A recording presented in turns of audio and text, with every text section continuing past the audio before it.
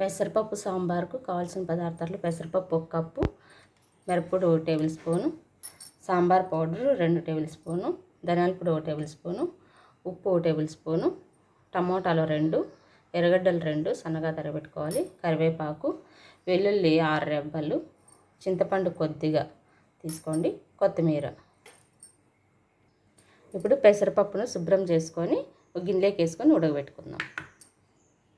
ఇప్పుడు చింతపండును గిన్నెలోకి వేసుకొని వాటర్ వేసుకొని నానబెట్టుకుందాం. చూడండి, పెసరపప్పు ఈ విధంగా మెత్తగా ఉడకబెట్టుకోవాలి. ఈ విధంగా పప్పుని ఎనిపేసుకోవాలి. పెసరపప్పుని మెత్తగా ఎనిపేసుకొని ఇప్పుడు మనం చింతపండు నానబెట్టుకున్నాం కదండి, ఈ నీళ్ళని ఇందులో వేసేసుకున్నాం. ఇప్పుడు తిరువాత పెట్టుకుందాం. స్టవ్ పైన పెట్టుకొని కొద్దిగా ఆయిల్ వేసుకుందాం.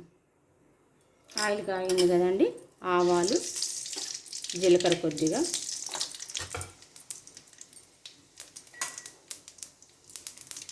కరివేపాకు, పచ్చా దంచుకున్న తెల్లగడ్డలు, ఆనియన్స్ వేసుకొని వేయించుకున్నాం.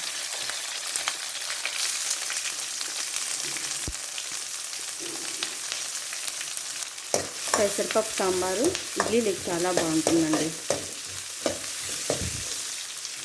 సమ్మర్లో చలవ కూడా పెసరపప్పు సాంబార్తో చేసుకొని తిన్నామంటే చాలా చలవ. అందుకని ఈ విధంగా మీరు కూడా తయారు చేసుకోండి.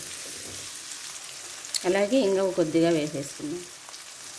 పసుపు 1/2 టేబుల్ స్పూన్ వేసుకొని బాగా మిక్స్ చేసుకోండి.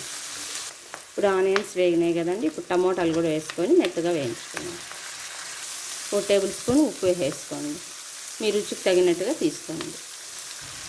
ఇప్పుడు సాంబార్ పౌడర్ వేసేసుకోండి, ధనియాల పౌడర్, మిరప్పొడి వేసుకొని బాగా మిక్స్ చేసుకోండి. ఈ విధంగా వేయించుకున్నాం కదండి, ఇప్పుడు పెసరపప్పు ఉడకబెట్టుకున్నాం కదా, ఇందులోకి